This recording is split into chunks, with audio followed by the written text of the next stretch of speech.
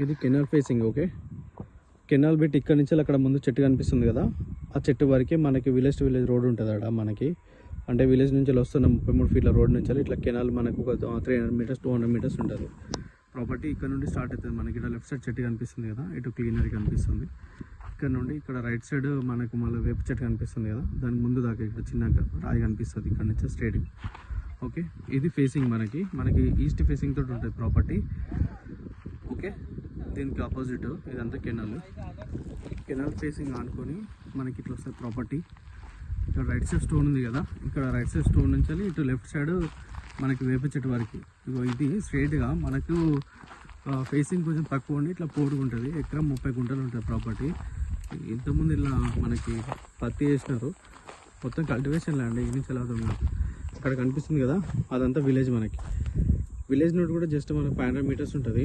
Left side నుంచి వస్తే మనకి జంగం నుండి 12 కిలోమీటర్స్ వస్తుంది. డబుల్ రోడ్ నుంచి కూడా ఒక 500 మీటర్స్ 600 మీటర్స్ ఉంటాయి ప్రాపర్టీ. అక్కడ అటు సైడ్ కూడా రోడ్ ఉంటుంది మనకి. దీనికి 2 సైడ్ రోడ్ ఉంటాయి. ఎక్కువ వేప చెట్లు ఉన్నాయి ప్రాపర్టీలో, అందుకే ఏర్పడతలేదు.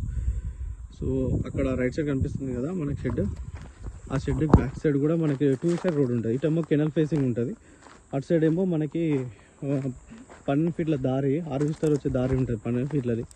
సో అటు ఇటు దారి, ఈ ల్యాండ్కి ఫ్రంట్ బ్యాక్ 2 సైడ్ రోడ్ అన్నట్టు.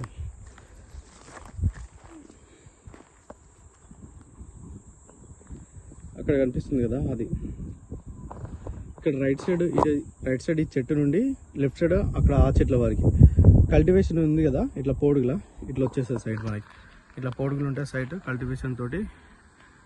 ఇది మన కోళ్ళ ఫారం కూడా ఈస్ట్ వెస్ట్ ఉంటుంది. ఈస్ట్ రోడ్ ఉంటుంది మనకు, వెస్ట్ కూడా రోడ్ ఉంటుంది. ఇది ప్రాపర్టీ ఎకరం 30 గుంటలు మనకి జనగాం నుంచి 12 కిలోమీటర్ దగ్గరలో. విలేజ్కి దగ్గరలో కొంచెం కావాలనుకునే వాళ్ళు కాంటాక్ట్ అవ్వండి, బాగుంటుంది ప్రాపర్టీ.